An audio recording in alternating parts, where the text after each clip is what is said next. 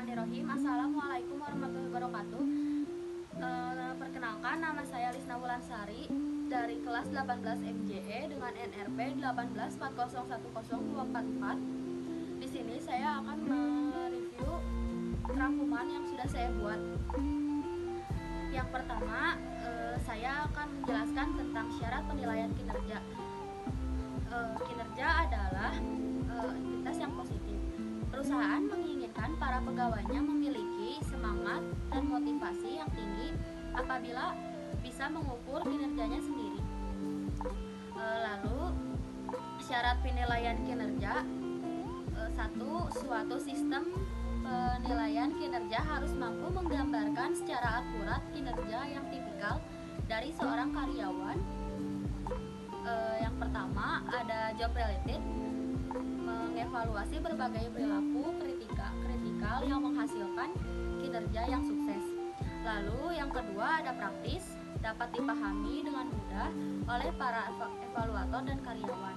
Lalu yang ketiga ada terstandarisasi, memungkinkan terwujudnya praktik penilaian kinerja yang seragam. Dan selanjutnya ada standar kinerja, performance. Standar kinerja performance adalah tolak ukur yang digunakan untuk mengukur kinerja. Yang kedua, agar efektif, standar tersebut harus terkait dengan hasil yang diharapkan dari suatu jabatan. Lalu yang ketiga ada standar-standar kinerja yang terkait dengan suatu jabatan yang bisa diperoleh melalui proses analisis jabatan. Lalu kita tidak bisa menilai kinerja apabila ada standar kinerja. Yang pertama, spesifik, tidak bersifat general, tidak memudahkan kata-kata yang tinggi atau rendah. Dan yang kedua, measurable, baik secara kualitatif dan kuantitatif, ciri atau indikator yang jelas. Yang ketiga, ada result oriented, jadi pegawai merasa senang pada hasil. Yang selanjutnya ada KPI.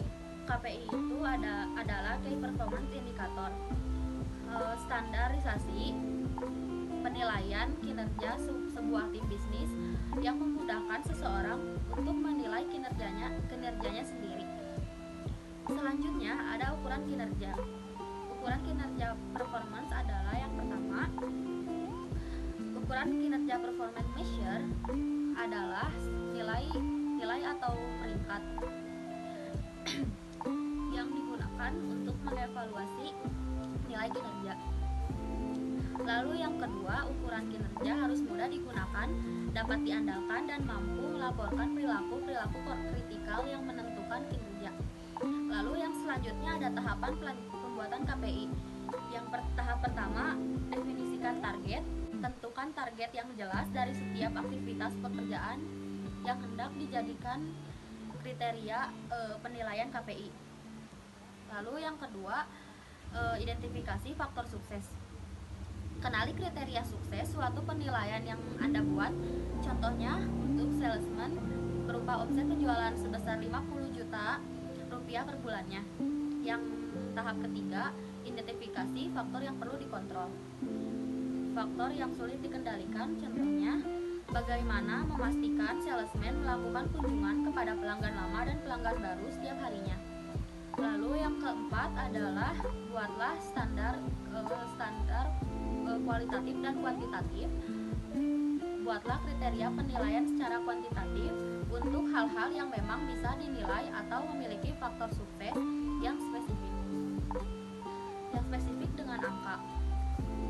Lalu pada video kedua saya akan menjelaskan review standar kinerja.